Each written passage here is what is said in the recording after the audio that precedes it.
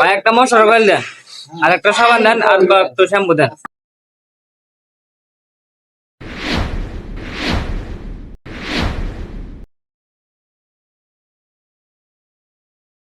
ভাই বাকির খাতা লেগে রাখেন। ভাই এদিকে আসেন। কি হয়েছে ভাই? আরে ভাই এখনো বব নিও নাই, বাকি দেওয়া যাবে না। আচ্ছা দাঁড়ান, আমি বাড়ির থেকে ঘুরে আসি। A few moments later.